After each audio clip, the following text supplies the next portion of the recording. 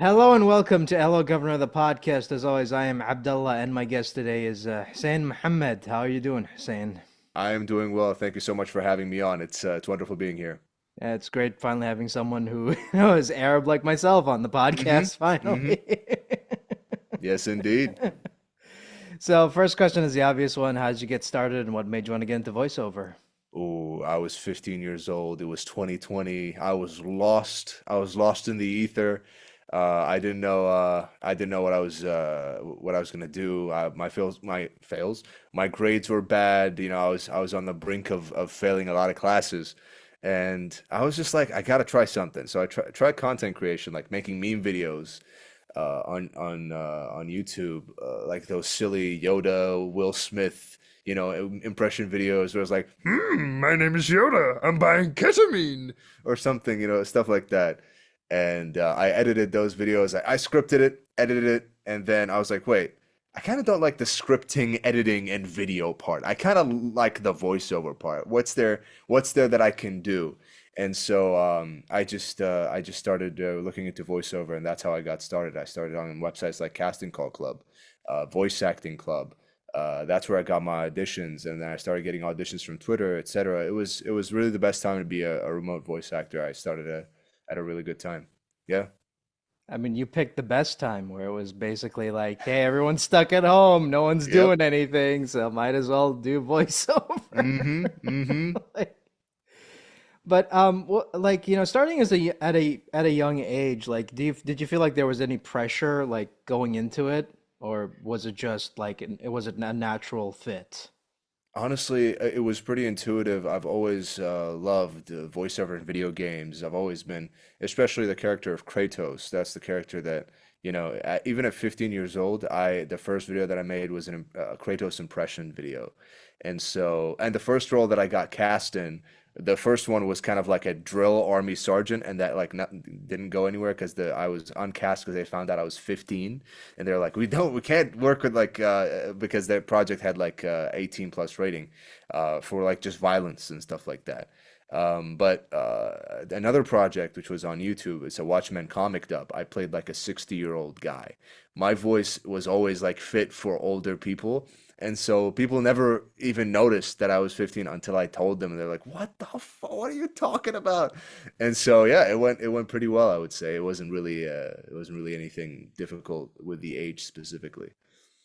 No, that's real funny because like just listening to you talk, you don't sound like, you sound a lot older than you than Yeah, you are. I'm 19 now. I'm 19. Yeah. Yeah, he's 19, I'm 35, and I'm 34, so like, and we hmm don't sound our ages Yeah. apparently. It's reverse, I guess. I don't know. Like, because it's funny because like I always like listening to myself because I'm as you do a podcast yourself as well, and hmm when you're listening to yourself, at first you get that point. At first when you're listening to yourself for the first time, you're like, that can't be what I sound like. That just Yep. cannot be Yeah. what I sound like. But Yeah. Yeah. I Yeah. get used to it, and like a lot of times when I'm listening to myself, I'm like, man, I sound a lot younger than I actually am. I sound a lot older. It's wild. It's like the reverse for both of us. Like, it's just so It's funny. It's like, interesting. Yeah. yeah, it's like, you tell people, "Oh, I'm 19," and they're like, "Well, what? Come on, dude, stop playing. Stop I playing." was I the first commercial job that I did was for a company here in Iraq, Zain Iraq, and I sent my demo, and I went to their headquarters to like talk with them and everything, and they were like, "What? You're?" At the time I was it was 2022 on to 2023, and so I was 17 at the time. And I went there and they're like, how are you 17 years old? Like they thought I would be a 35-year-old hulking man, like with muscles that was gonna walk into the building. And it was an interesting experience for sure. It's like that can't be the guy we hired. Yeah, pretty much. Yeah, honestly, pretty much. That can't be the dude we hired. hmm That's insane. Yeah, it was wild. No, and having like a deep voice, do you feel like that limits the type of roles you can go in and read for, or does it not bother you? For me personally, actually, that's a very interesting question. I've tried voicing younger people, like even people my age, even people that like characters that are 19, 18. Even when I was young, I just couldn't. I tried and I just didn't sound natural as a 19, 18, which is insane. I am 19, right now, and at the time I was even younger, and I had these auditions for these characters, and at the same time, I just couldn't do them convincingly. They're just like, okay, it doesn't fit. And some people asked me for like more children roles, but I was like, no, I can't. I simply cannot. My voice does not allow it. I tried it. It sounded incredibly cartoonish. It was like, oh, I'm a little child. Like it doesn't, it's cartoony. And so I'm never able to voice even sometimes young adult roles don't fit me. It's a very specific character archetype that my voice fits for if they're a young adult. It's like the hero who's kind of like a little villainous, who's got a little evil inside of him. That's sometimes my voice fits there, but otherwise, I'm kind of limited to like middle-aged senior roles a lot of the time. Except one role that I did recently, which was awesome, a character that I really resonated with, called Tutmos, which was a younger pharaoh, and I related to that character a lot more. So I was able to do that character's voice. No, that's really interesting because like I feel like, when you I don't want to like I don't want to make it sound like it's discouraging anybody who wants to Mhm. get into this because I feel like, as an actor, you need to know what your strengths and weaknesses are, and I'm kind of wondering like that because you've been doing this ever since you were 15 years old, do you have a good handle on what your strengths and weaknesses are as an actor, or are you still trying to figure that out? Personally, it's more. I've explored it to an extent, but obviously there's a lot more that I can get into. I haven't received many auditions for enough auditions for characters my age or varied characters. I just know my weaknesses, I would say definitely, as I said, are people like even in my age, 19-year-old characters, young adult. I just simply can't do that. Like heroic, simply absolutely does not fit my voice. Like, the I'm the like main character, like just kind of doesn't work. My voice sometimes, like if I try it, I haven't really had the chance to really like 100% give it a try. I haven't gotten that audition for a character like that specifically. But I know it is a, you can say, a weakness, because there are actors out there whose voice naturally sits in that register, and those are the characters that they know they can play very well. For me personally, my strength, definitely, any director throws an elderly man with an accent. You give me that, that is the role of my destiny. You know that if you have an elderly man with an accent, you come to me. That's like my 100% my strength. So, for any casting directors who are listening right now who need like someone who need like an Yes, elderly absolutely. Absolutely, absolutely. my friend, come, my friend. Come to the I'm the blacksmith. You can come here and buy all the weapons you want. Speaking of accents, like how is that whole thing working out for you? Like, do you find it difficult to switch from like because you speak with a quote unquote American accent, even though it Hmm. is not an American accent, it is basically a nothing accent because this is, Exactly. as someone who, I get accused of this a lot because every time I talk to someone, it's like, oh, you sound American. I'm like, Yeah. I don't. Like Yeah, I know. it doesn't sound like anything. I'm sorry. Hmm. Like yani ma dila siya ni na siguro lila ni oh you must be American. Well, and it's like Yeah. I'm not. Dude, I get the same thing. Definitely. It's so funny. I was recording a commercial last week, and I was in the studio, and I was literally like the people in the call with me. They were like, please, less American accent," and I'm like, "Oh my God!" It's just because it's my natural accent. It's like I've lived in Iraq my whole life. I've never even been to America, but it's just my natural accent. And so, like, literally, one of the people on the call was like, make it more homey, like home. And I'm like, oh my God, just say an Arab accent. Please just say that. You can say it's not like illegal. And so, yeah, I sometimes the American accent doesn't kind of jive well, but it's just like most of the time it's been to my advantage. It's just given me an amazing amount of roles. One time, even for I played Abd Al-Muttalib in a movie in the film The Journey, the English dub of The Journey, and that character is an Arab. He's more Arab, obviously. So I gave some of the characters, I auditioned for multiple characters, I gave the characters an Arabic accent. I thought that's what they were looking for, but they were doing a dub, an English dub, and so they didn't want the English dub to sound Arabic. They wanted to sound English, and so like no Arabic, no heavy Arabic accent, please. And so I just did my natural accent and a little hint of an Arab accent for Abdul Muttalib because it just didn't feel right to make him like sound completely American. So yeah, definitely the accents in my wheelhouse, I would say. My natural accent is like a neutral American accent, you could say. North American, Arabic, and British. Those are the four accents that I'm very comfortable with.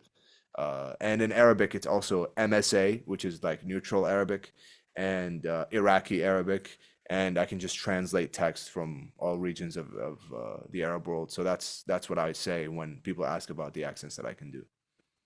I mean, that's a good mindset to have, to be able to, have the type of accents you can do on your Real House and be like, I can do this, I can do that. Hmm. Hmm. Don't ask me to do Australian or whatever. I did that for an audition. It didn't sound very good, honestly. Like Yeah. because I can do like, I mean, I can do like American and that's it. Hmm. Like, Yeah. You just gotta know your strengths. You gotta know your strengths. but Hmm. it is weird, like whenever you meet someone from the West and and you talk to them and they're like, "Oh, your English is so great," and then I listen to myself and I'm mispronouncing words and I'm like, "Come on, man." Hey, I mean, me personally, actually, with English, I've always this is something. It's like a thing in my brain. I've always tried to improve my English, no matter what. Like the simplest email, the simplest text, even sometimes I think about the wording of like the text that I'm gonna send. It's not like a conscious thing where it's like it prohibits my ability to express myself. It's just like me trying to find a good way to express myself and or to get an idea across in the best way, and that therefore that kind of automatically improves my English speaking. Yeah, I mean, and we're in that era where where more casting directors are looking for bilingual talent, where Yeah. more like they're looking for like someone who can do an authentic Arabic accent or an authentic Hmm. British accent or whatever. And I think that's great. I mean, it's no longer we're way past the point of us doing what do you call it? Like, let's just hire white people to do everything. Yep, yep. Thankfully, I mean, yeah, authentic casting is incredible. It's amazing. It's definitely gotten me a lot of opportunities, and it's good to represent the characters that you're actually playing. Like, for example, Abdul Muttalib. I don't think you could get a white person to do Abdul Muttalib. He's very like he's in this region. Like, you got to get an Arab guy, you know? No, but that's weird that they're like, oh, we're doing an English dub and we don't want an Arabic accent, but he's an Arab person. So it's like Yeah. It's interesting. I still like it didn't do it like completely American. They just didn't want it to be a heavy Arabic accent. You know what I mean? They didn't want it to sound like this. They just wanted like I just pronounced some letters like R a little bit differently. I pronounced words fully where Americans would like swallow some letters. You know what I mean? Yeah, that's kind of what I did. I mean, but it is funny. Like every time you meet someone from the West and you talk to them for the first time, and they're like, Hmm. yeah, you can't be from Iraq or whatever. Yeah, That's yeah. that's insane. Yeah. Have you lived in America all your life and now you're back to Iraq this year? Is that what you're saying? Like that's what they're thinking most of the time. Every guest I've talked to on here, it was like, are you American or are you an American who's living in Kuwait? Oh yes, an American named Abdullah. Yeah, that's like. That's hilarious. Yeah, that's not how it works. And how do you pronounce your last name? It's like, come on, it's just. Honestly, I'm confused. I would have to see it in Arabic, I think. I didn't focus too much on it. It's Qutb ad-Din, right? Yes, you got it right for the first time. Let's go. Let's go. Awesome. It's قطب الدين or قطب الدين. It's either Hmm. way. Two Hmm. spellings. So there you go. Got it right. Wonderful. Amazing. Amazing. See, that's why I wanted you on the podcast. It's like, see, guys, you can pronounce it Yeah, right. exactly. Yeah, that's right. We can do it. Yes, indeed. So, I mean, speaking of the journey, how did you take to dubbing? Was it easy or was it hard? Ooh, the first time, the journey was genuinely the first time I dubbed anything. And it was such a big undertaking because I didn't even realize at the time. I thought it was just like it was a big film. It was a great opportunity. It was fantastic. Bang Zoom was the studio that cast me, and then I worked with Sonic Vault for the actual production. And there were amazing people involved. The directors were amazing, production was fantastic, and but I just didn't know the scope of how large the cast would be. I mean, I have scenes with Christopher Judge, the actor for Kratos. I like it's just like the biggest cast that I've ever seen in anything. It's just like some amazing, amazing actors on there.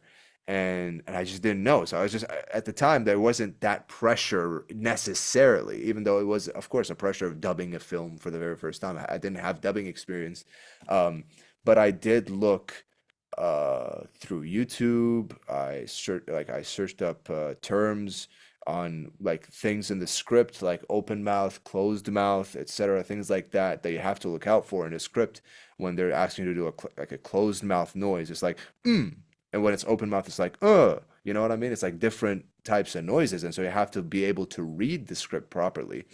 So as a first time experience, it was interesting. There was also a booth test. They have to test because I'm recording here from Iraq, so they have to test that my studio is good enough for dubbing. And so I had to do a test with them with their audio engineer and do a bunch of stuff. I had to like jerry rig because my booth is like literally a small closet. So I had to like get a cable from my laptop running to my phone, and then I had to have a software that mirrored the laptop screen to my phone, and then I had to like get a long Ethernet wired. It was just a whole process. And even at the time when I applied, I didn't even have a resume, and I had to go through that. So it was just like literally a first time for a lot of things. Um, but I powered through it, and it was definitely the session actually went very smoothly because I prepared the best that I could. Like I went on YouTube and I looked through like stuff that I need to look out for in the script during the session.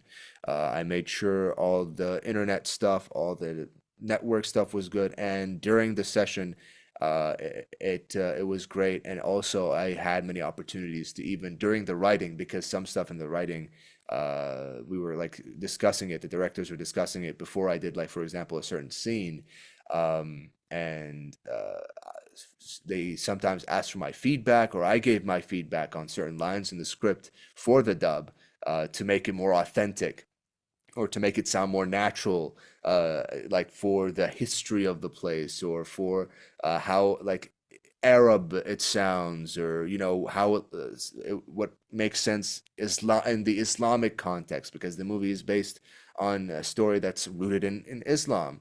And so I corrected a lot of that stuff, and or actually gave a lot of feedback, and we went back and forth. So the session went smoothly, I would say. Honestly, it was a great collaboration. My favorite thing about these kinds of big projects is the collaboration, and there was a lot of that on this one for sure.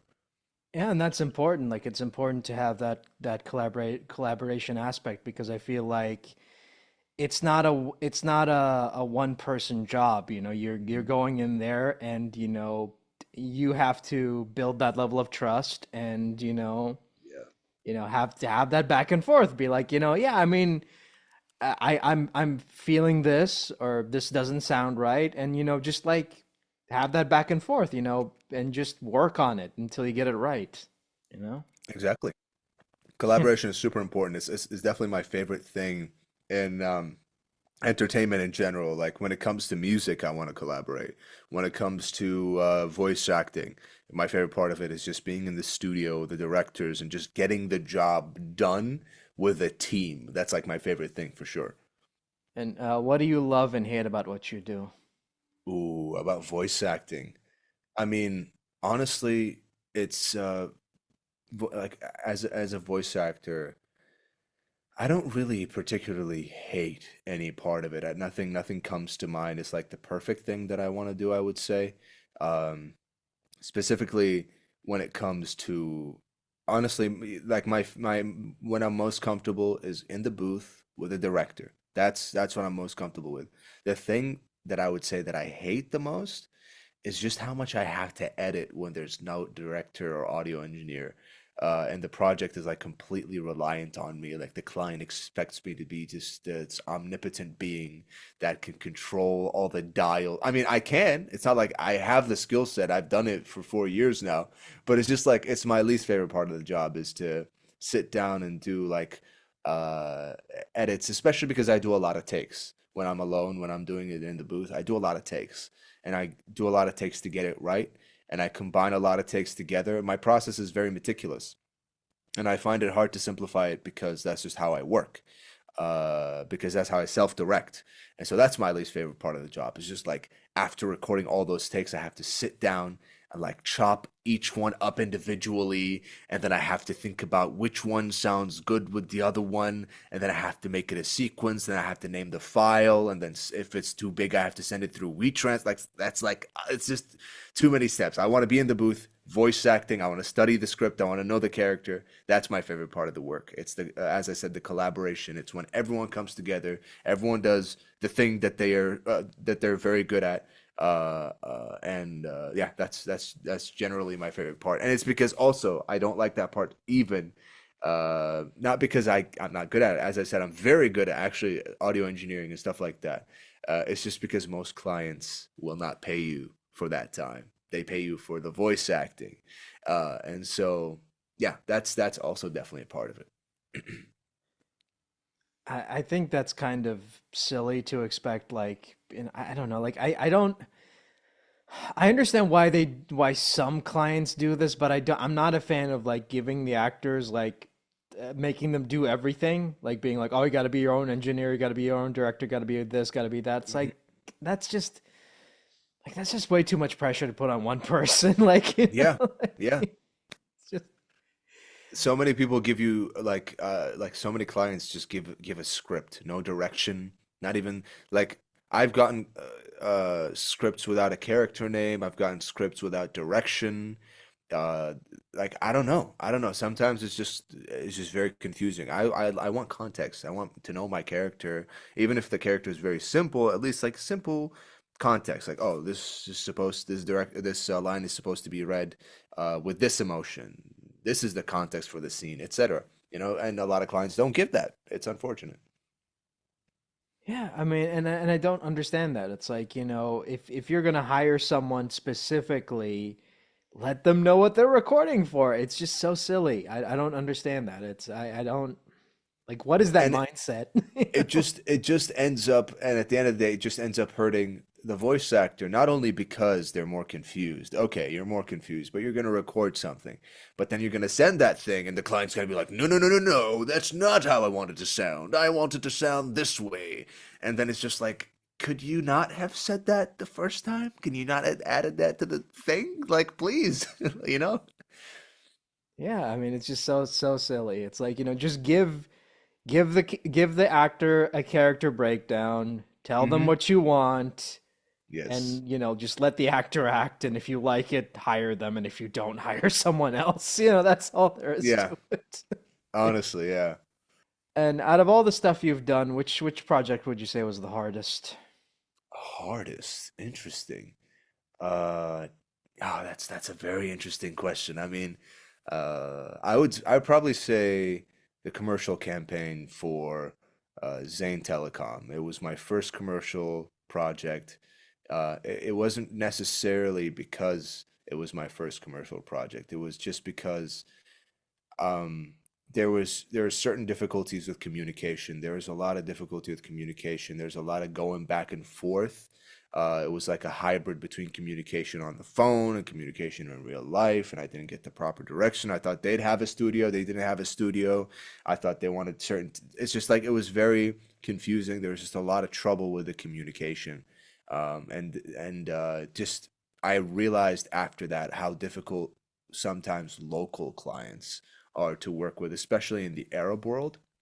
I realized that it's things with timing, it's things with scheduling. It's just I don't know. I found that specific job difficult in that way because of communication. Um, that was probably, yeah, definitely. Oh, actually, not probably. That was definitely the most difficult time I had. It was so difficult that I went through like an emotional chapter in my life during that, and that affected the work. And it was just like, confusing. It was just confusing.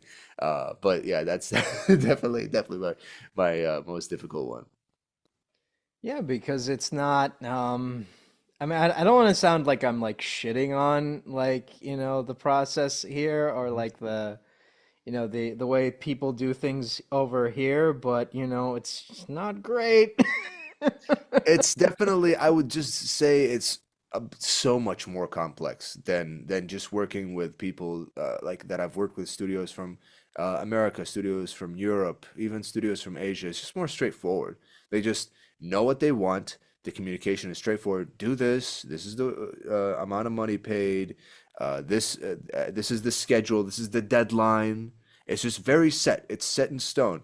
A lot of stuff going on here. It's just like the budget changes halfway, or you don't agree on something, and they're like, "No, we don't want you now," and they're like it's just confusing. It just be confusing.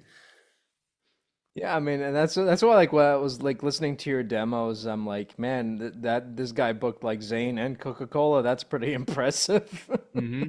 Yeah. I mean, it's amazing opportunities. I got Zane because I made my commercial demo a week before my final year of high school started.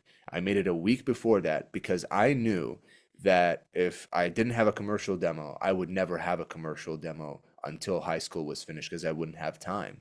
And so I made that and I sent it to a bunch of companies, Zane included, and they liked what I was doing. They liked my voice, and it fit the commercial campaign that they were working on at the time. So I hit them up at the right time. And then Coca-Cola, I got like less than a month before my final exams of high school. Like it was my final ever exams. These are the ones that counted. And I got that opportunity less than a month before that, and it was in my LinkedIn, and I didn't even see it for like a week. And I was like, oh my God, I would lost out on this opportunity. Then turns out I replied, then the opportunity was still there, and I recorded the Coca-Cola one 3 days before my finals, and I was still studying at the time. It's just it worked out. It worked out is all it is, and I'm really grateful. That's crazy to think that you were recording a Coca-Cola spot while Yeah. while studying for finals. Yeah, pretty much. Pretty much. Yeah, that's how it went. It's like, yeah, no pressure, no Yeah. pressure. And I was on hiatus at the time. I didn't even have time for voice acting.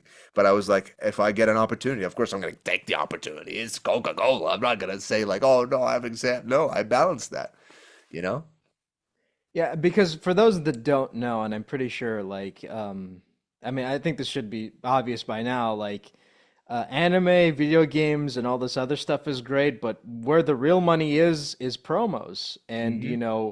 if you get like a promo from like one company, that's great, but if it's like a big company like Coca-Cola, you gotta take that. You gotta take Yeah. that. It's a big addition to the resume, and definitely companies that are bigger in general usually have the budgets that are actually the fair compensation for voice actors. A lot of smaller companies, or even I know companies that are huge that have approached me, and dude, the pay is just not even close to being fair. Like it's not even like half of fair sometimes. Like it's just terrible. It's terrible. They don't compensate voice actors at all. But when you're working with a reputable studio, and companies that would be a good addition to the resume and are professional people, usually it's more easy to work with them. Also, this is something that's known as like the client that pays less is the client that's most difficult to work with. That's like an anecdote that I've learned for sure. It's the truth. Yeah, no, because I see a lot of like casting calls on online and what have you for fan projects or whatever. And then you're just looking at some of these casting calls and how much they're willing to pay for them for the projects, and it's like, Mhm. yeah, you're getting ripped off. I'm sorry, you're getting ripped off. Like it's I not. mean, Honestly, I would say fan projects are cool for building a resume, building a community, stuff that are passion projects. And sometimes those people can pay only what they have. It's just like a passion project. It's starting something up. It's interesting. I give an excuse for that because it's just like, it's a exchange, I would say, because the person who's creating the content is getting content and is able to work with actual voice actors, and the voice actor is getting extra stuff for the resume, is getting practice, etc. So it's just kind of a mutual exchange that I worked on smaller projects like that. I worked on a lot of free projects, but it's just heinous and it's bad when those big studios and big companies like want to pay you pennies, and it's like, what are you talking about? Like that's where it's completely unfair and it just doesn't make sense. Yeah, I kind of wish like it was different. Like I feel like one of the biggest issues I have with the industry right now, and this is just something I've noticed as an outsider, is just like a lot of these projects, like when you find out how much these actors got paid for, and you just look at how much they got paid for and how much the project made, you're like, what? Excuse Dude, me? it's unbelievable. Dude, I can't tell you how many times projects that were highly profitable, huge, just well known, they just won't compensate the voice actors. People think when you say voice actor, this is an experience that my friend from Egypt, his name is Hisham. He's also a voice actor. When people ask him and when people ask me in general, and they say, "Oh, you're a voice actor. Oh my goodness, you must be making thousands upon millions upon," and I'm like, dude, nobody actually pays the fair amount. Like a lot of the times, studios go for the minimum, or certain companies go for less than the minimum, and that's just like I'm making pretty much the same that a lot of people who are just like in a normal job make. That's really it. Yeah, I mean, a lot of people I've talked to, like I've had, Ian Cardoni on the show, and he's the current Mhm. voice of Rick on Rick and Morty. And you would think, oh man, you must be a millionaire for being on a popular show like that. And it's like, no, he's just a regular guy. Yeah, it's just you go on. There's a website, Global Voice Acting Academy, GVAA. You go on there, check the rate for animation. That's probably what they're getting paid. It's because it's like Adult Swim. I think they would pay industry standard rates. So the animation rate there, and then you think about, okay, that's hourly. So they're in the studio. How much does a season take to make? At most, like, I don't know. I don't know exactly. I wouldn't be able to estimate. But if you estimate it and then you actually count up how much it is, it's probably just a regular salary. And they like how often are they in the studio for that? It seems like a lot of money for like, oh, they're working an hour. That's that much an hour. That must be a lot. But they're not in the studio every day for that long. You know what I mean? They're not making that much every day. It's just like a job that comes along and then goes away.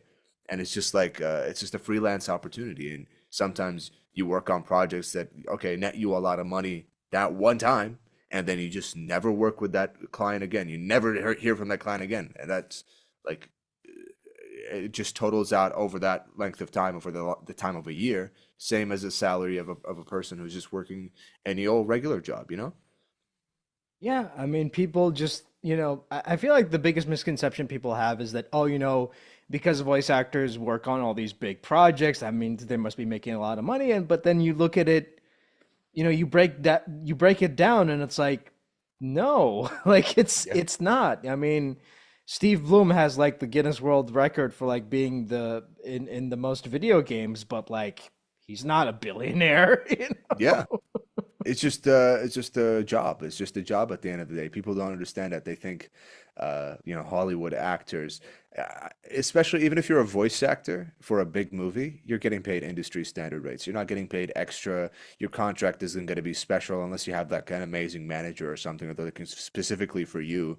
But Hollywood actors, maybe A-listers, etc., get paid more money because they have more reach. Da da da da. They have more power. But voice actors. Nuh-uh, nuh-uh. It's just regular stuff. People should gauge that like that. You know what I mean? And speaking of like the industry, was it hard for you to find an agency, or was it Mm. like easy? Well, actually, I applied. I don't think I can say which agency, but I've applied to a lot of agencies, and I haven't gotten a response from a lot of them. One agency, they're based in Los Angeles. I applied to them, and like it went super smoothly. I applied. I even had a referral from a fellow voice actor, fantastic person, and it was I went through the process with them and. I was pretty much chosen, but they're like, we don't choose remote voice actors. We don't work with remote, but they do, but they didn't choose me. And it was odd. It was very odd. So I wasn't able to work with that agency. They're a huge agency, man. It was a huge opportunity. And then kept applying for agencies. I didn't stop, of course. You know, that's stuff you got to expect. And so I kept applying and thankfully I get to work with I'm working now with Crown North. They're fantastic. I get sent auditions by them and Big Mouth Voices, which are in New Zealand. Crown North is in California, and Big Mouth is in New Zealand, and those are my agencies. And it's great. It's great. I still get big opportunities. I haven't booked with my agent yet. That's a common thing actually. A lot of people like get an agent and then they work with them, they get auditions, etc., but they don't book with them for a while. That's just how it is. So hopefully soon, hopefully soon, I'm getting some pretty cool auditions. Sometimes because this is the case with some agencies. I've listened to the Crispin Freeman podcast, Voice Acting Mastery. He's spoken about this. He said about agents that sometimes you're just with the wrong agent. They just don't align with your goals. You got to have an agent that aligns with your goals, the stuff that you want to be booked for, because sometimes agents send you like commercials or things like that that just simply you don't fit the spec for, or it's just not the type of thing you would get booked for. There are other agencies, for example, that have a lot more video game projects that are focused. I would say, I think the agencies like that are like Atlas or CESD, and I think a lot of voice actors are looking for that specific market. But it just depends on what you're looking for. It's just a balance, and you got to know which agent fits you the best. That's something very important. Yeah, I mean, it's not just, hey, I'll just go and which one is the best. No, it's like which Yeah. one is the best for you. Hmm. Yeah, Exactly. so Exactly. yeah. And what was the best and worst piece of advice you've ever been given as an actor? Ooh, as an actor, I would say the best. I mean, the best pieces of advice I think in general were from Voice Acting Mastery podcast by Crispin Freeman. Like genuinely, and the class that I took with him back in the late 2022, just sorry, late 2021 actually. It was a while ago, but it was an amazing class. And Crispin Freeman's advice just about acting, just like remembering that you know this it's very simple. This is a very simple anecdote that he's spoken about, but it's just like he says you have to play pretend so well that they want to pay you for it.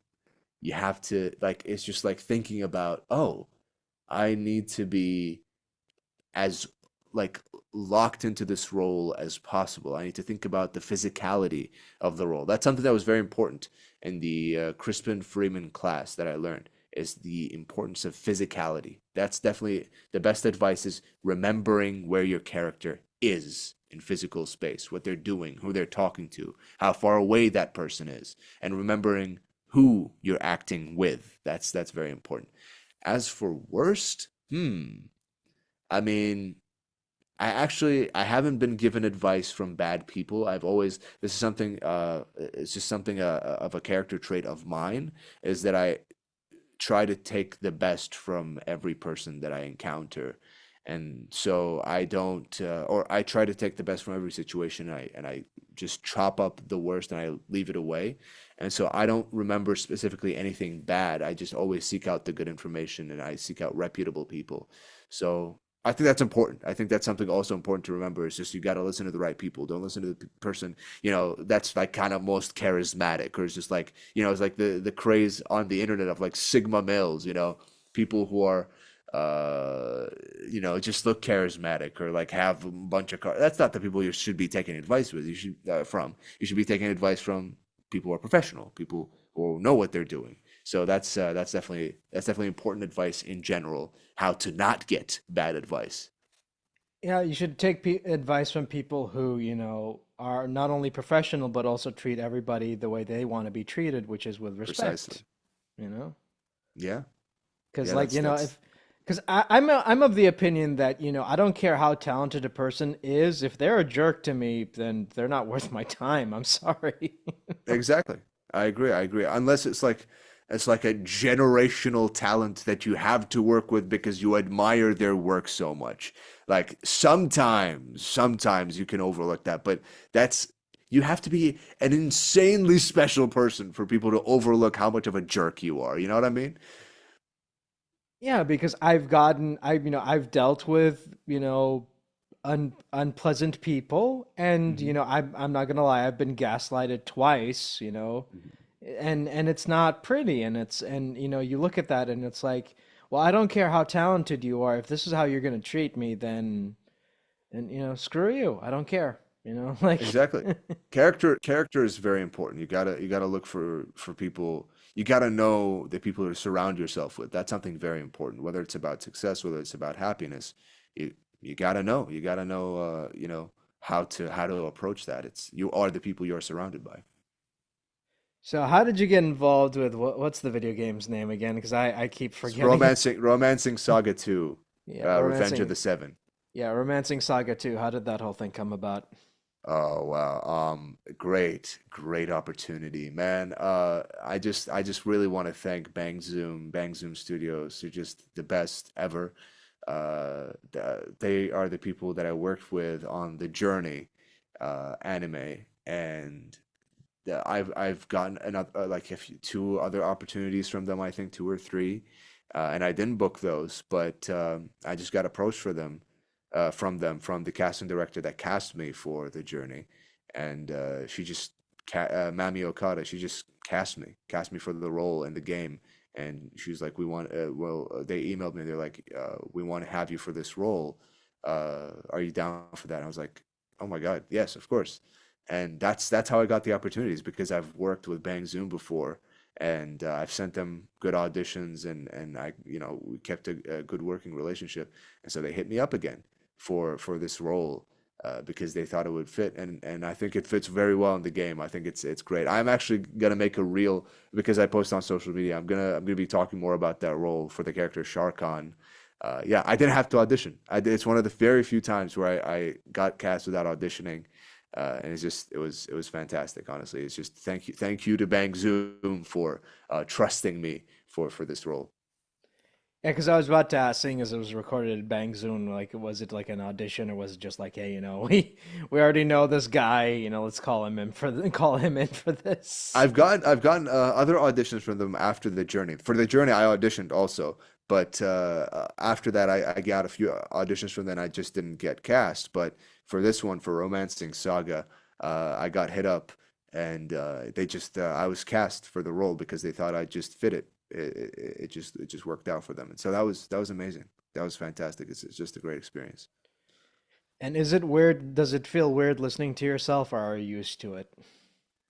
Honestly, sometimes, like when the effects are added and when I'm in a game, especially the stuff where the audio engineers really spent a lot of time to make sure the audio sounds really good and really in sync and everything.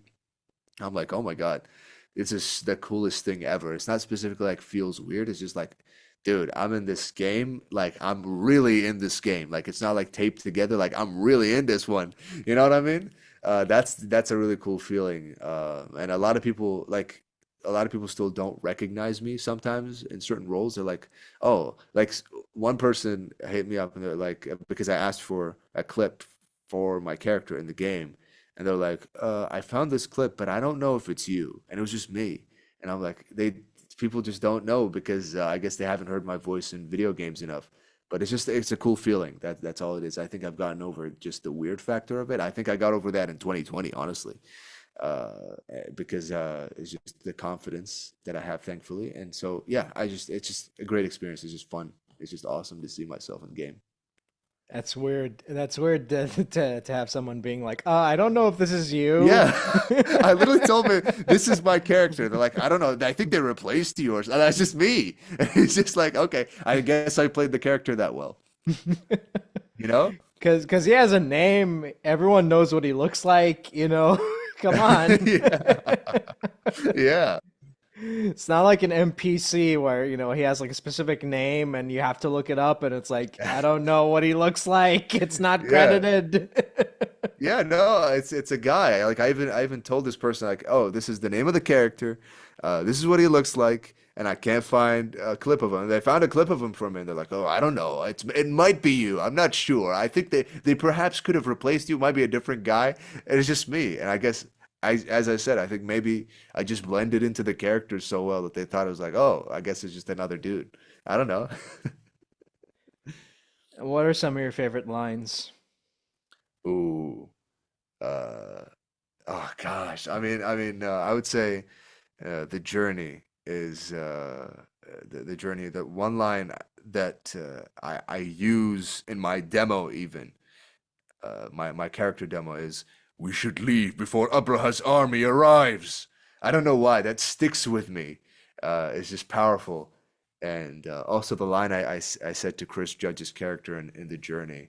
Uh, I think just something about the wrath of God. It's like it goes uh, like you're laughing now, but you don't. It's not a laughing matter. This is like it's also a line that I replaced. As I said, I was talking about like replacing a certain line in the journey, and it was like who Abraha asks who takes care of Mecca, and my character Abd Al-Muttalib says, God takes care of Mecca, or something to that, and it's just very badass. It's very like straightforward, powerful belief type of thing. It's just about the confidence in that line that was delivered. That's definitely those are my favorite lines from characters that I've played. And yeah, I know that you're a big God of War fan, and does it feel weird like being in a project with Christopher Judge?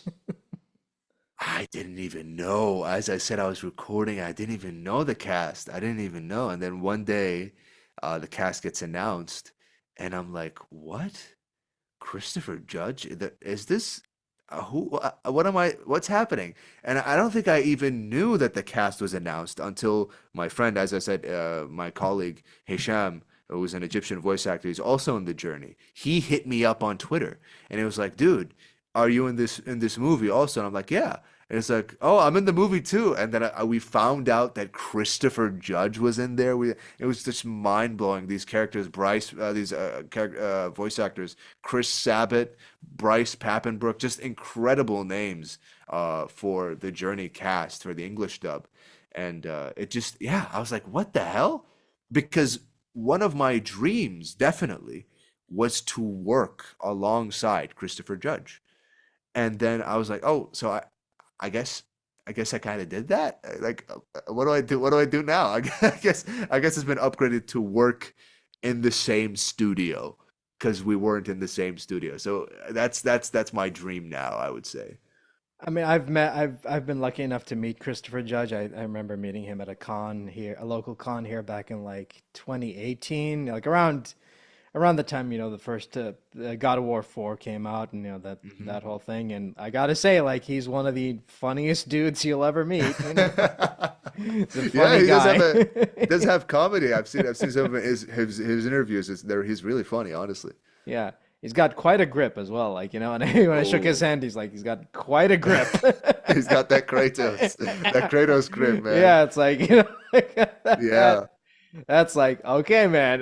You're not fucking around. Okay, I get you. Yeah. Yep, yep, yep, yep. Maybe I hope to meet him one day. Honestly, he doesn't even know that I've worked with him. It's crazy. I've messaged him on Instagram. I've tagged him in posts before. My Instagram, there's just nothing. I've got nothing from him. Not even. I've even tried to reach out to TC Carson, who is the original voice actor for the younger Kratos. Yeah, just Nothing from either of them, but maybe one day, who knows? Also, funny enough, Steve Blum is also in the Journey, and he was the voice of OG Ares Ares in God of War. So there you go. Oh, I actually didn't know it was Steve Bloom. Oh, Yeah. wow. Legendary performance. Honestly, I love Ares in God of War 1. What an excellent performance. I mean, yeah, well, I mean, he's the main villain of God of War 1, so there you Yeah, go. yeah, that's amazing. I didn't know that. So I'm in a movie with Ares and Kratos. What the hell? Okay, okay, new thing to post, I guess. I don't know. That's awesome. Yeah, man, I'm a huge, voice acting nerd. I'm like that's the kind of my that's my that's my knowledge. Like I've pretty much forgotten. I'm at that point in my life where I've pretty much forgotten all the stuff I learned as in high school and in school, and my mind is just filled with like useless nonsense like that.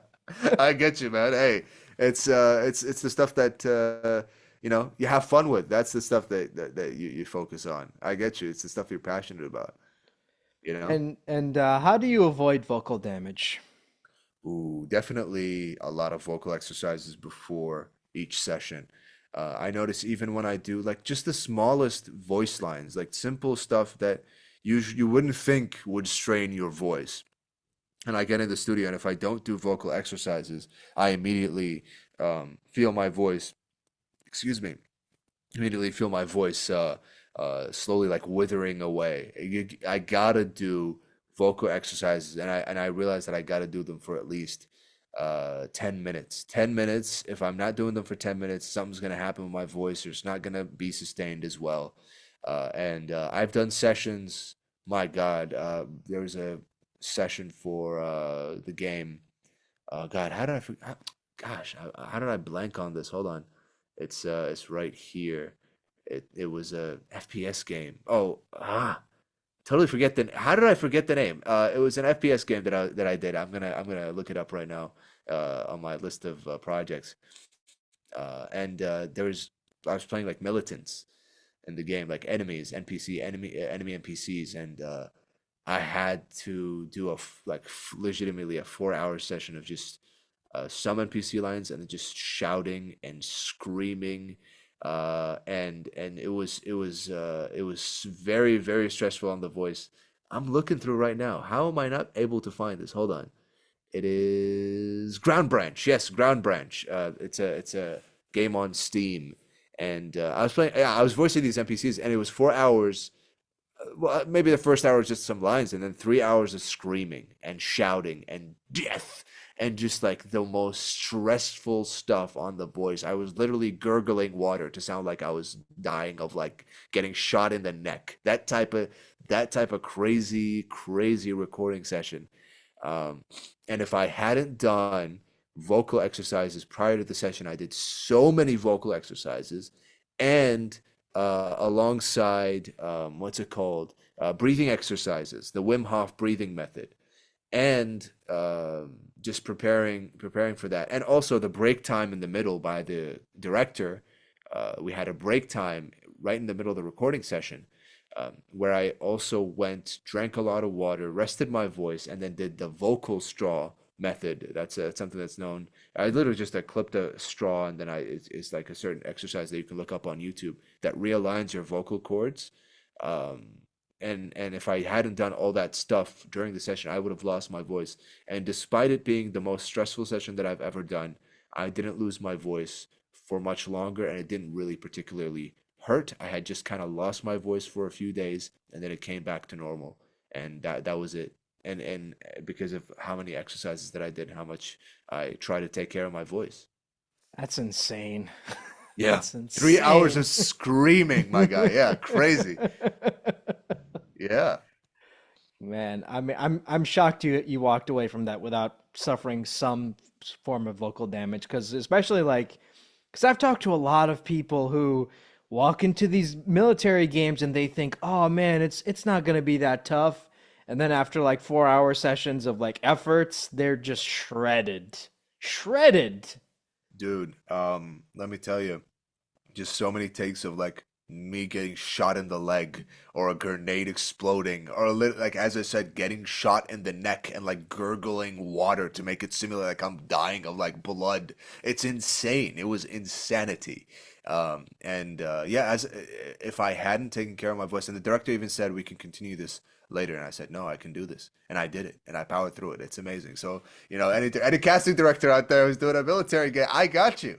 I I got you. I could do those 4 hour sessions. I've discovered. I was also about to ask, like, how do you feel about efforts? You know, do you love them Mm. or do you hate them after that session?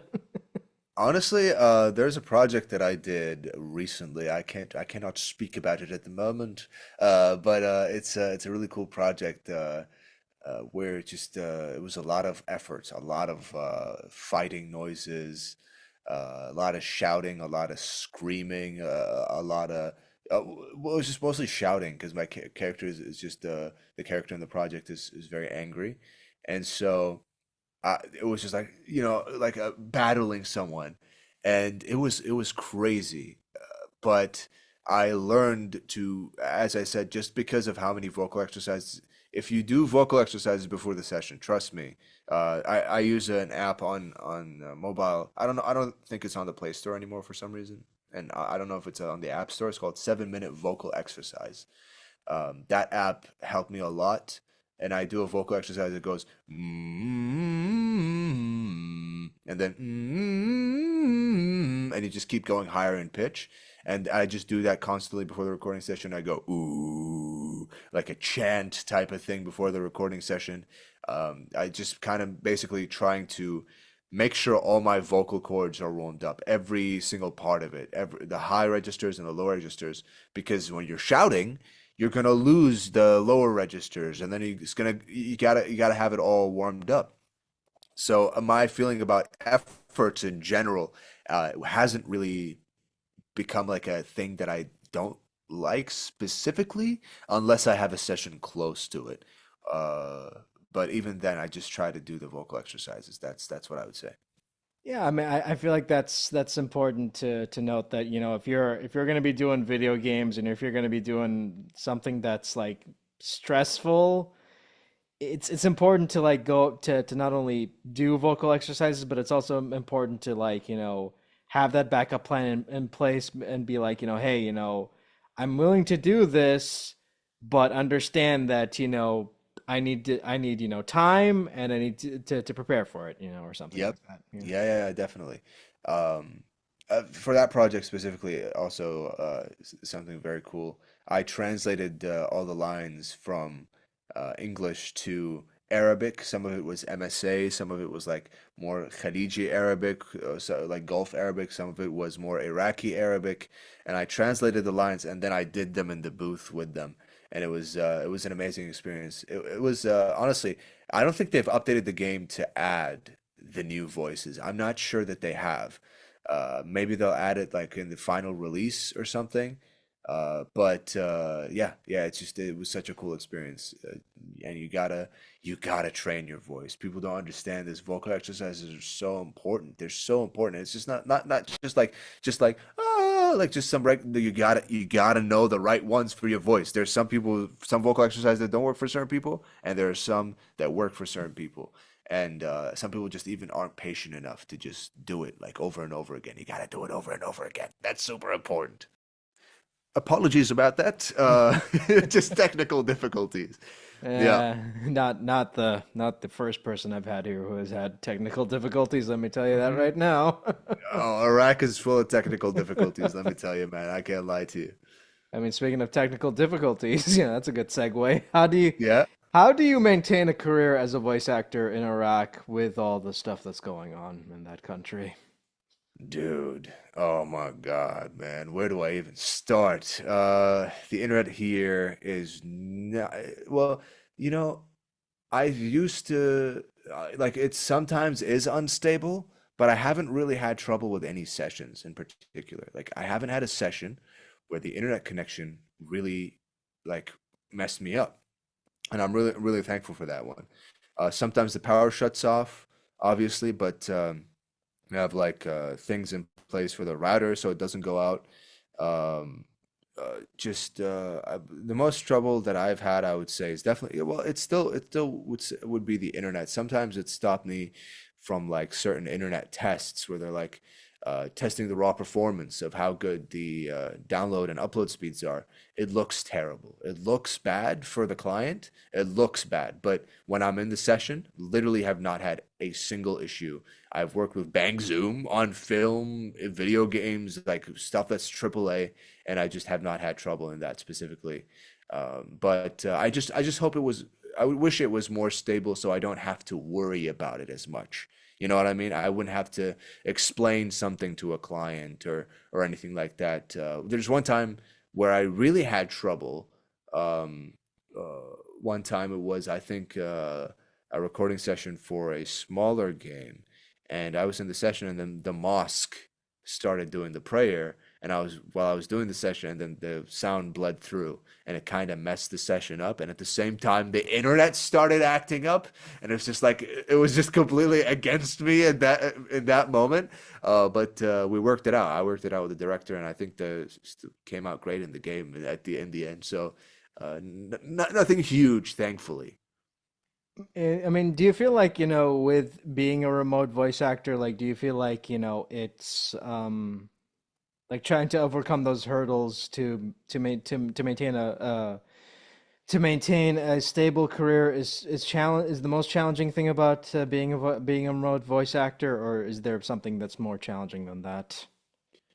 I would say I would say it's definitely these challenges of even specifically being in Iraq, those challenges because of the internet connection, the power shutting off, unreliability is a big thing here, I would say. But in general, I think the most difficult hurdle you could say is just the culture surrounding remote voice acting. I think directors and casting directors and producers should accommodate for remote voice acting. It can be easier, it can be simpler for certain people, and you can also get so much more diverse casting choices. We have returned, the power has returned.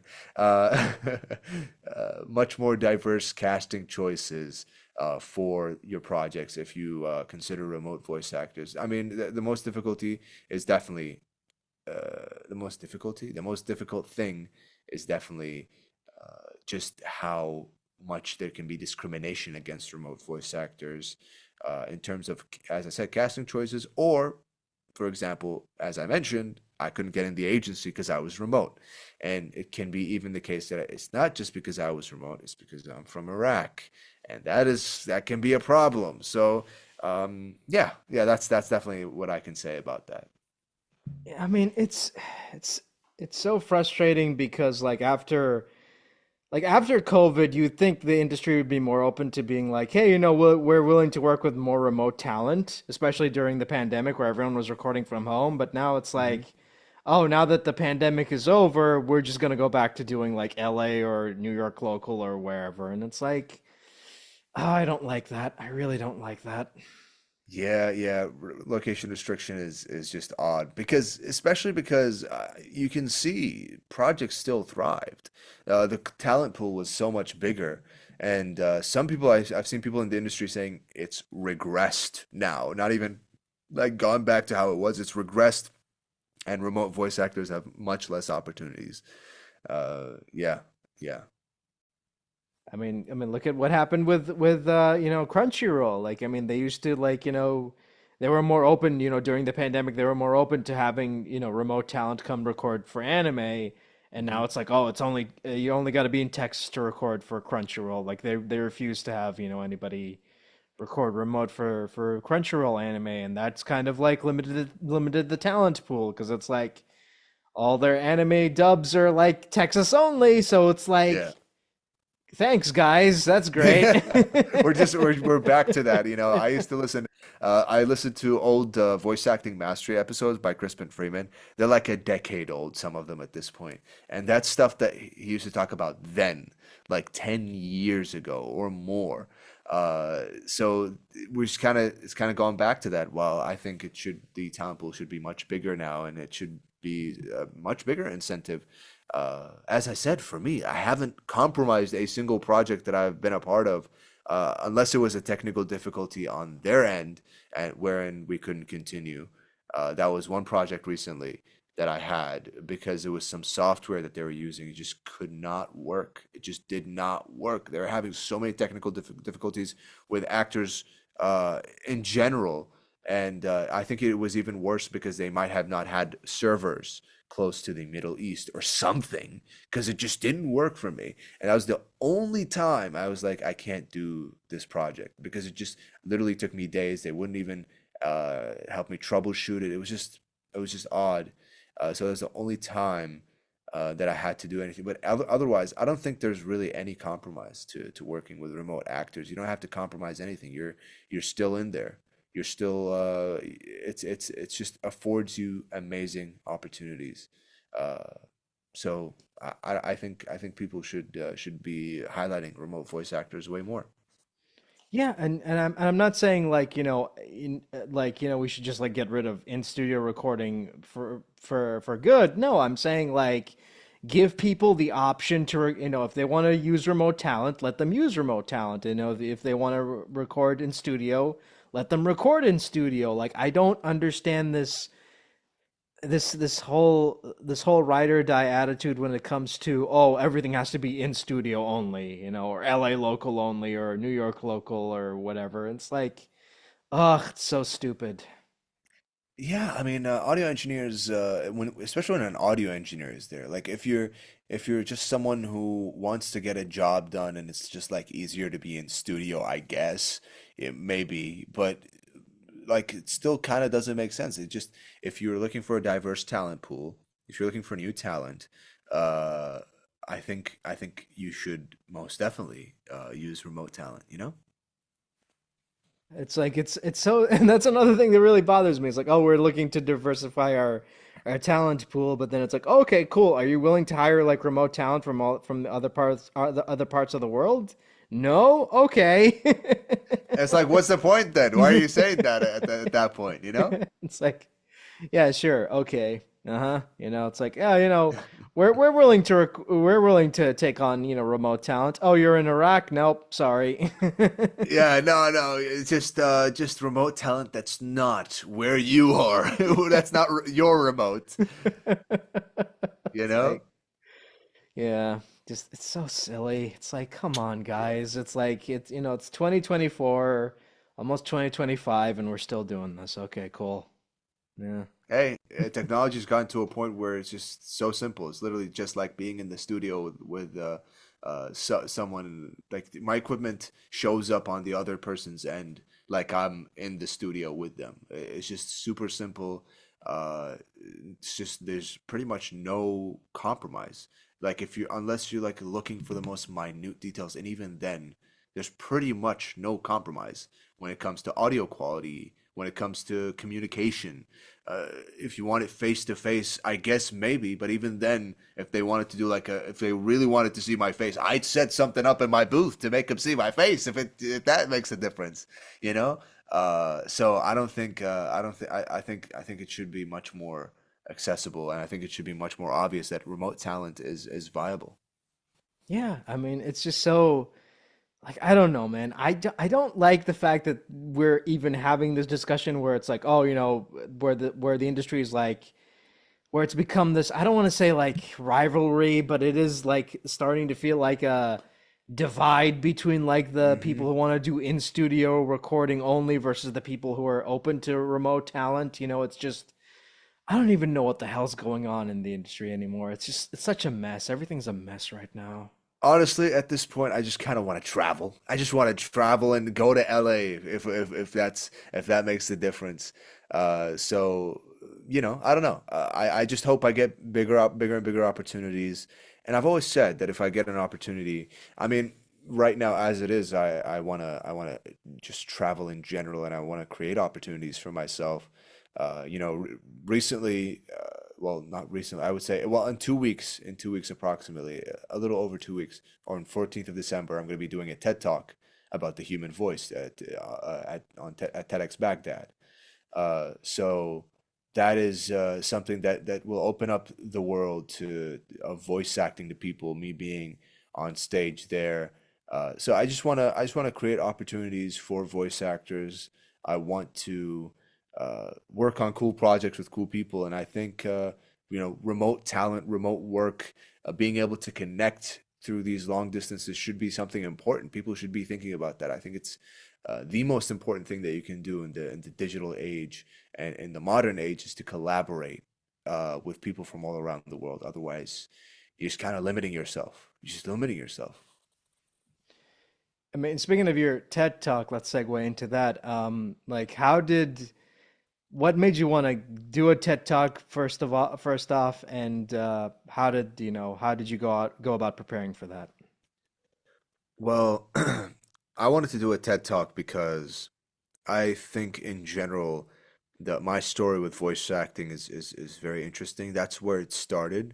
It's I wanted to show this world of voice acting, this different avenue in life. You know, people don't think about it as a career. People don't think about it, especially in Iraq, man. Who thinks, oh, you know, I'm just gonna be a voice actor who works with studios from all around the world. Nobody thinks that. Nobody it's not like a viable career choice for anybody. Even voice actors here, they don't think about that stuff. Nobody has thought about from Iraq, at least from what I know, who is Iraqi and lives here. Nobody's really thought like, oh, I'm gonna be an international voice acting talent here from Iraq, and that's how I'm gonna get my main work. People think that I'm like going to those countries. They don't understand remote work. They don't know that stuff. And so it's a very new thing that I wanted to talk about. But that then my TED Talk transformed. I presented that kind of as a story, as my story with voice acting,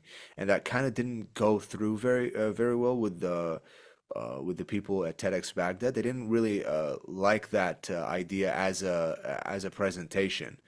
So we went a different path, a path of showcasing the importance of the human voice in general, how important the human voice is in life, and also highlighting the AI technology that's like rising nowadays. So that's the direction I went with. But to reach that destination, I applied first. I applied a while ago. Well, I applied like in the middle of the year, like I think, well, actually around April maybe I first applied, and then I was invited to this thing where they were testing a bunch of speakers before the TEDx Baghdad Women event. And so I went to that and they're like testing a bunch of people. It was like men and women they were testing for the bigger event. And I don't think any of the people that I was with at that time that they tested to be a speaker are at are actually going to be a speaker at this big event, and none of them were a speaker at the TEDx Baghdad Women. So I was the only person from that entire thing. It was like 12 people there. I was the only person that was chosen to actually like stayed to actually do the big event. So after that, after TEDx Baghdad Women, I attended as a normal attendee, and I saw that and I saw what that was about. And then a while later, I applied again when my idea changed, and I applied again, and I kind of didn't get anything from it. And so I made an Instagram video, and I tagged TEDx Baghdad, and I spoke about TEDx Baghdad, and then I emailed TEDx Baghdad about it. I was like, "Oh, we should. This is why my topic is important." Oh my God! Again, wonderful. One sec. Yeah, I emailed them after that, and yeah, it kind of went off from there. I was invited to attend the speakers conference where they got a bunch of people, like 50 people together, and they it was like qualification, who is most qualified to be a speaker, and I was there, and I showed myself. I got advice from one of the people at the speaker team, and then I just kind of kept devising that, and I kept working with them, and I kept working with them, and I did like at least 10 drafts, 10 whole presentation drafts, whole ideas, until I got to the actual presentation that I'm going to do. And it was a whole process. It was a long process. and I'm still gonna have to do training before I get on stage. I'm gonna have to memorize the whole speech, etc. It's super, super, super, super interesting. And it was a long process of very difficult, but I fought to get that opportunity, and I thought it is very important to get on stage and represent voice actors. No, that's great. I love hearing that. I love hearing stories of people who I said this before in a previous episode, but I think one of the best pieces of advice I've ever been given as a human being was, if when something really matters to you, grab a hold of it and don't ever let go of that thing. And I Hmm. live by that to this very day. Because I'm like, yeah, if something means the world to you, grab it and don't let go of it, you know, because Absolutely. because life is short, and we're all gonna die someday, so might as well, like, do the best we can with the time we've been given. Yeah, I'm personally, I'm 19 years old, but this year especially has been crazy for me. I kind of blew up a little bit on social media for an Iraqi audience, and then I started working at a radio station, at the best English speaking radio station in Baghdad, and then I made an album, music album, and now I'm speaking at TEDx. It's just like the craziest year, and I've just kind of been exploring these different avenues, and it's just important to fight to reach where you want to be, to believe that you can reach, because a lot of people put this barrier on themselves. They think that, you know, uh, because I became a successful voice actor, successful in this field. My mom, even my mom, who understands me a lot, who supports me, she's just like, stick. What are you doing a music album for, dude? Stick to voice acting, man. What are you doing that for? And you can't let anyone, even the people who you think understand you can't let those people put you in a box. You gotta explore. You gotta do things that nobody will understand, because that's so important to get out of your comfort zone and to just fight for what you think is the right move. That's something that's super important. Speaking of music, like, how did that whole thing come about? Like, what sparked your interest in wanting to make an album? Yeah, my favorite artist of all time. Yeah, everyone has a visceral reaction when I say this. Kanye West is my favorite voice actor. Voice actor, my favorite music artist of all time, and artist in general. And so really got into his music back in like 2022, around 2021, 2022, when he dropped the Donda album. And yeah, 2021, I would say. And then I just had a real interest in music. He's the first person to really make me think like, oh, I really love music. So I got into music. I started listening to music, and I kept listening, and I was like, just I got into it, and I was like, okay, I'm gonna make my own music. I want to learn how to do this. And so I started making beats, and during my final exams that I did the Coca-Cola commercial 3 days before. During those final exams, I was literally making beats. I was making music, and I was sending them to my friends. And they're like, "Are you insane? We're all studying for the finals, for the final year of high school, and you're over here sending us beats that you're making instead of studying? Are you insane? Are you out of your mind?" And I was like, "Yeah, I'm out of my mind." And I kept sending them, and I just kept working on music. I loved creating, and at some point, I was like, "Oh, I'm saving all this stuff for an album." And at some point in like May of this year, 2024, I conceptualized it into an album, and I kept working on it for like 6 months straight. It's laser focused. I literally stopped working as a voice actor to focus on music, because I just felt like it was the right thing at that moment. And I worked on it, and I made a 12-track album. I released it everywhere on Spotify, Apple Music, YouTube, everywhere. It's called Hussein, funny play on words, Hussein, uh, which is like Hussein, and my artist name is Sane. And I just dropped that. I put that out, and that's how I got into music. That's how I put out a 12-track album.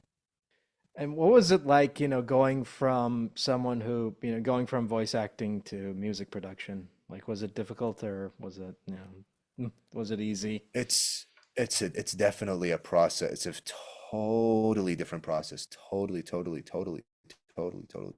different. I learned the process mostly. I studied the process of Kanye West's music creation process. He has a lot of demos and leaks out there.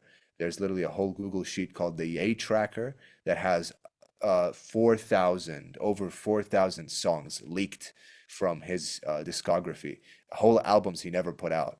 And through seeing those demos and how his music and the final product came to be, I learned, devised my own process and learned from his process. And it's basically getting a beat, doing a freestyle or mumble demo over that, and then writing something to the freestyle or mumble demo, and then polish, new idea, do another take of it to change the production completely sometimes, uh, add totally new sections. It's chaotic in the middle, and then at the end you just got to mix and master. And I learned how to mix and master music, and I just put it out there. It's definitely very different from voice acting, but it's voice acting with the audio engineering part and the recording part. Just that's the overlap there. Is just being able to record your stuff and to edit your stuff. Was that all produced in your own home studio? Yeah, yeah. All the entire album was produced in my studio, and I also on two tracks, I had co-production. Just one of the tracks, someone added drums. Another track, someone added synths and bass, and some percussion. And that's all the co-production on the album. And then a friend helped me mix one of the songs. The rest is completely mixed and mastered by me and produced by me. So yeah. And that's a huge undertaking. Dude, you don't understand. Dude, I was spending 3 months just to finalize and mix and master the songs. That's it. 3 months straight, literally laser focus, nothing else. It was insane.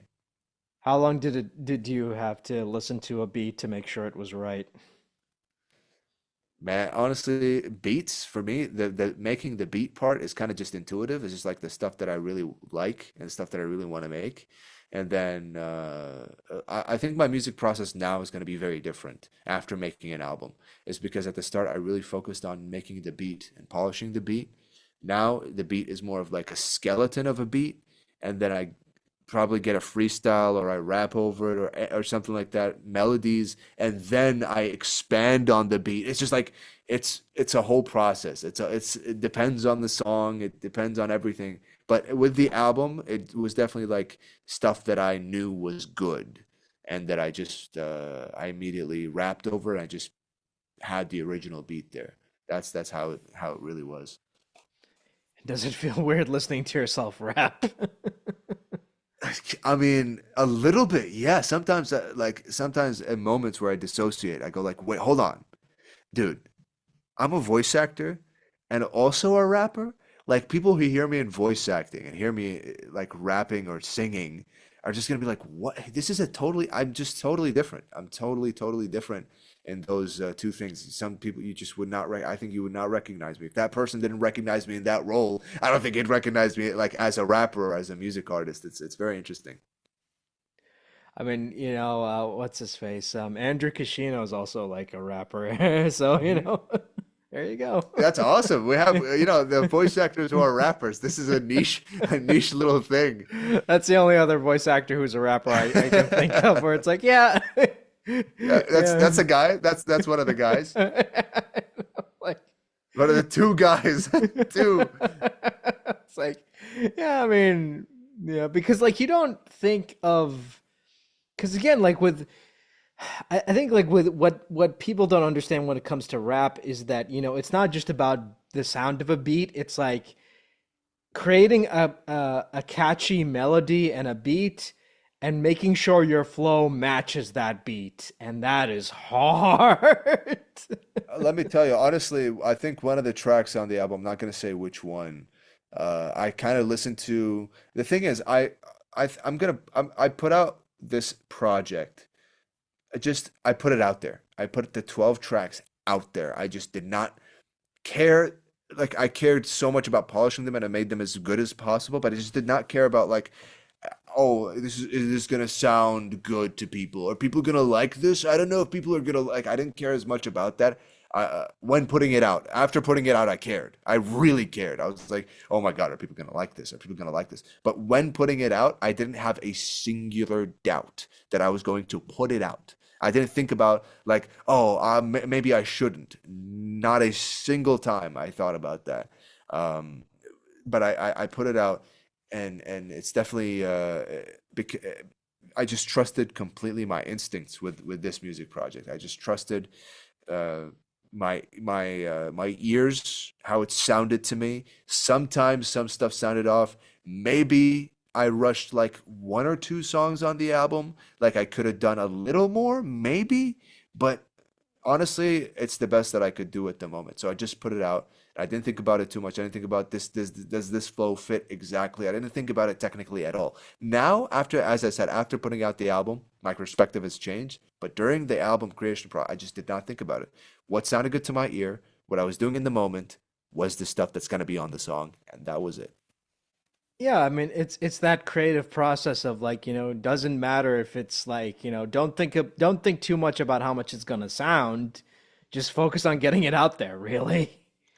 Yeah, because I just don't have the experience. That's the truth. I don't have the experience of putting an album out or listening to a project that I've made or uh, releasing music ever. So I just had to do it. I had to do it to learn for the next project to be that much better and to have that much more thought put into it.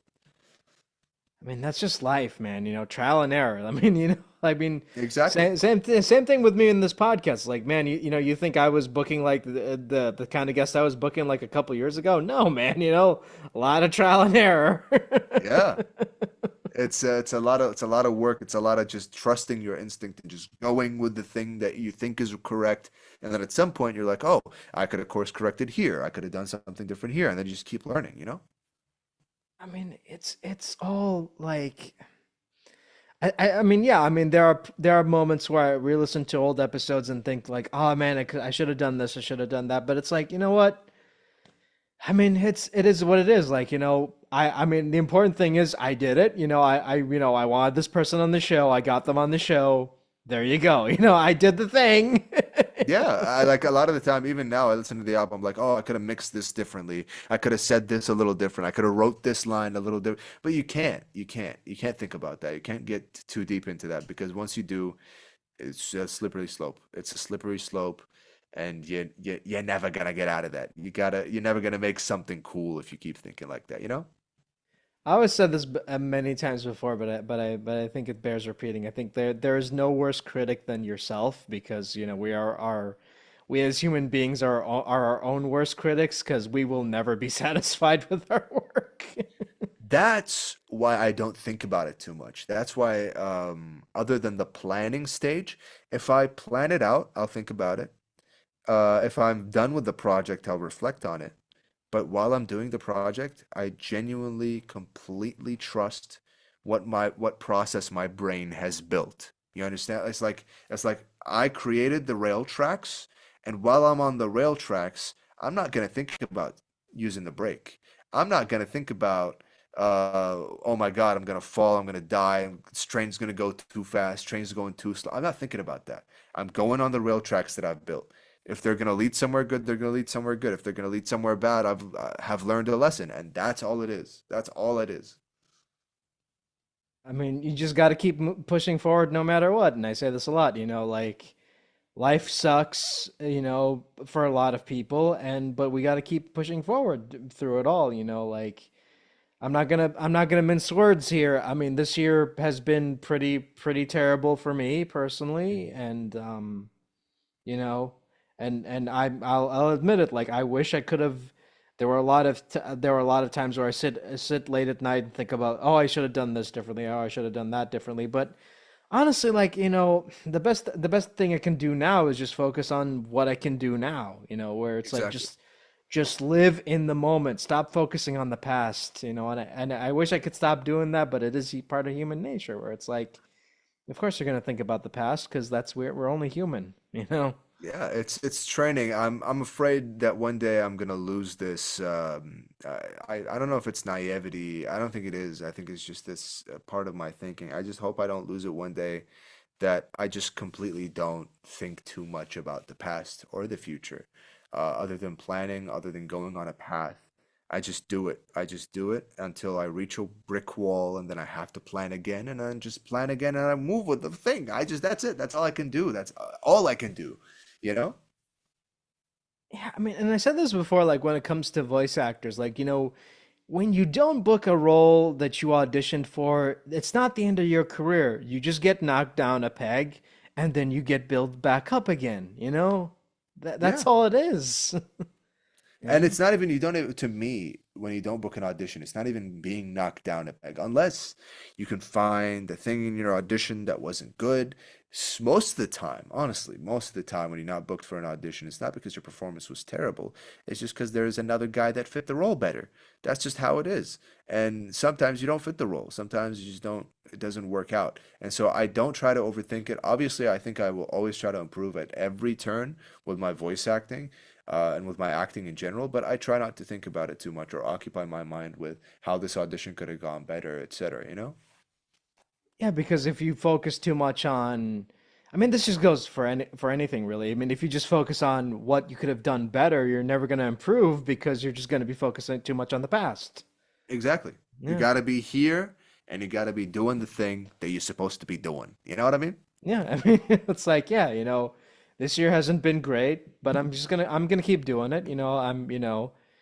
I wish I could have booked more guests for this year for the podcast, but what can you do? Like sometimes it's like you get rejections and that's fine. You get rejections and then the video game strike happened and then that affected everything and then it's like, okay, I could sit here and complain about this or I can find a way to work around it, which is what I'm doing right now. Find the Yeah. workaround. That's awesome, man. I had a podcast as well. It was kind of more of an experiment, the Hussein Mohammed podcast. And at the end of it, I was kind of looking for a few guests that I wanted to have on, and none of them wanted to come on. Some of them didn't even reply.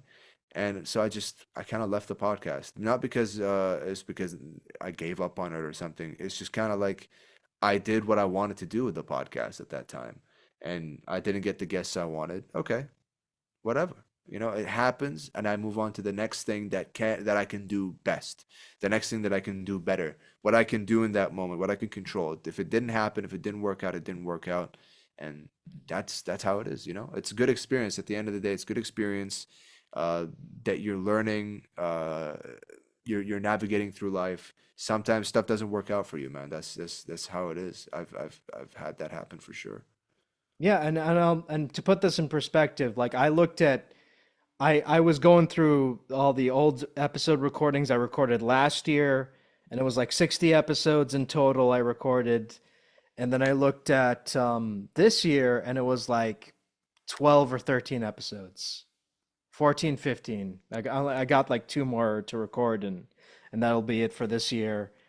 And I'll admit it, like I was bummed out at first, but then it's like, well, that's life. I can't, the important thing is I'm still going to be doing this. I'm not like, it's not going to be discouraging for me. I mean, it does suck that, I got like 60 rejections in this year as 60 or 50 rejections in total. And I wish I could have recorded more, but that's just life, I can't I think like, it's yeah. I think it's amazing the guests that you've gotten. The guests that you've gotten are amazing. You've done a great job at getting the guests that you have gotten so far. And sometimes it doesn't work out, but the most important thing you got to remember is you tried your best, dude. You tried your best. That's amazing. And like that's something you should be proud of yourself for. And just because it didn't work out this year doesn't mean next year it won't work out. Doesn't mean there won't be amazing opportunities for you, man. It's amazing. You're getting guests that I don't think I would have the bravery to ask to get on a podcast with me or anything. You've done amazing things. It's really cool. yeah, I mean, and to this day, like it's so weird to me, like the amount of people I talk to, like you talked about imposter syndrome being in a project with Chris Judge. Like I've talked to people who I've grown up listening to as a kid, and I'm like, what are you doing talking to me? Yeah, no, no, you gotta remember that we're all human beings. Like we're all human beings. It's like just because this other person has had an effect on your life doesn't mean they're like different. or like inherently better or worse. You know, that's something people got to remember. No matter who they are, like even my favorite artist, that's like Kanye West. He's affected me in ways that I never thought anyone could affect. Like I don't like he's helped me understand like things about like family, like the way he loves his children. I realized, oh my God, it's so beautiful to have a family. It's so beautiful. Like he made me realize family values and like what it means, certain things. But when I meet him, it's not like I'm going to treat him differently. Or I'm going to be like, "Oh my God, you had this effect on my life. You're like a prophet." You can't treat people like that. You got to remember that you are just as valuable and just as important as whomever it is that had an effect on you. You could be that person, and that's something so important to remember. You know? Yeah, and I've said this many times before. Like, I think the worst thing I can do with this podcast right now is just give up on it, because I'm like, I don't, because I put up so much effort into like, reaching out to people and like, doing this for like almost like 5 or 6 years now, and it's like, come on, like, doing this for this long, interviewing people for like 5 or 6 years, and then giving up now would just feel disingenuous because it's like, come on, man, you're passionate about this. Every person I've ever had on this podcast has been nothing but nice to me. I've yet to see anybody talk bad about me on social media or anything like that. So, like, why not keep it going for as long as you can, you know? You're doing well, man. You're doing well, and just because you've had a year that's maybe dry, you've had a year where you haven't had the responses that you wanted to get, uh, dude, it just means there's so much better waiting for you. There's gonna be, excuse me, there's gonna be that year where that stuff hits. There's gonna be some amazing stuff, man. So keep it up, keep it up. And, speaking of the future, what's next for Hussein Mohammed?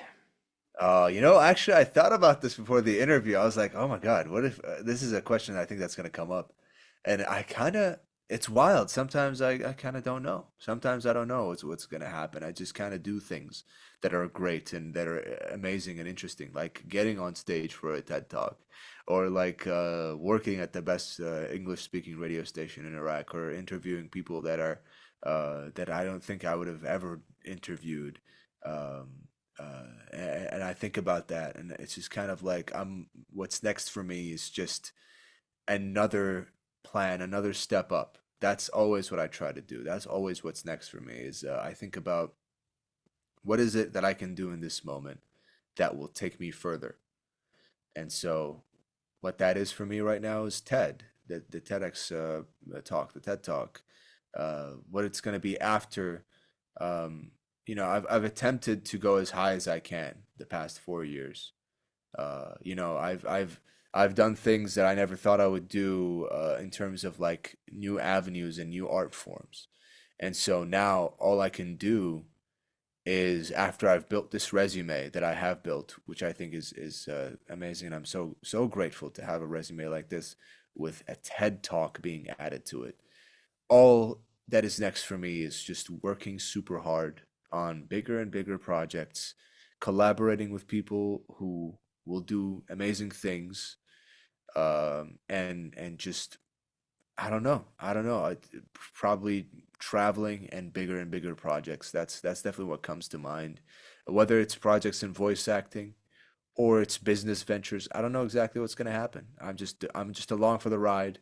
Whatever happens, happens. I've kind of, you know, at some point in this year, I was just kind of legitimately thinking, what have I gotten myself into? Like, what am I doing right now? How did I get here? Like, like at some point, I was like, dude, I'm over here. I have like 30, like I almost have 30,000 followers on TikTok, 57,000. Oh, sorry, 57,000 on TikTok, 30,000 on Instagram, which is something I never thought I would have. Um, it's not relatively, it's not the most, but it's just an audience. And then I was working at the radio station, and I was interviewing all those people, and I was getting all those voice acting jobs, which were cool. By the way, I haven't made that much this year. I plan to make a lot of money this year. I did not make a lot of money this year. I just did worked on some really cool stuff that built up my resume. And so I was working at the radio station. I was getting these opportunities, and then I got TED, and then I was dropping an album. And I was like, "What the hell am I doing? Like, what have I put what kind of situation have I put myself into?" And I've gotten to this point where I just can't do all that stuff. There's no rocket that's gonna take me high up to the sky. Now it's just hard work. So sorry for taking too long on this one. I just thought about it a lot, but the next step for me is just a lot of hard work. It's just putting in the work, you know? All right. Before we wrap this up, can you give us an update on what you're currently working on and where can people find you online? I am currently, well, number one thing, obviously, the TED Talk is going to be posted hopefully soon after December 14th. And I'll try to transcribe it maybe to English, get some English subtitles or something like that, and post it maybe somewhere where people who follow me can see it. My handle on all social media is at HSE underscore VO. That is HSE underscore VO. And yeah, working on some cool projects. Gonna be showcasing more of my stuff. My new visual reel is coming soon. Very exciting, very exciting. Thank you so much. And for the people who are listening to this because you just announced that you're in a project that was big and we are upset we didn't talk about it, this was recorded before that project was announced. Yeah, no, that project. Don't worry about it. That project well, I mean, there's a big thing that I was talking about. Well, there's a big commercial that was recorded that like last week, but there's a big thing that I was going to talk about. That I would have talked about, but it's gonna come out February. So it's gonna be a while from now, February of 2025. So yeah, don't worry about that, you know? Got to keep that in mind so I can drag you back in to talk about it. It's not that big. I don't think it's much bigger than the stuff that I've worked on thus far, you know? You never know. Anyway, thank you so much for taking the time off to do this. This has been a wonderful conversation. We got to get you back on here because, you're a fun dude to talk to. Thank you, man. Thank you. It was a pleasure. Thank you so much for having me All on. right. All right. And yeah, I hope people enjoyed this one. I spoke a lot. I spoke a lot. I hope it wasn't too much yapping, you know? No, man, I said this before many times, but like to me, the best episodes are the ones where I don't say much and all the guest does all the talking. Well, I hope the people enjoyed it. Thank you so much, man. I All really right. Take appreciate it. care. Bye bye. You too. See ya, man.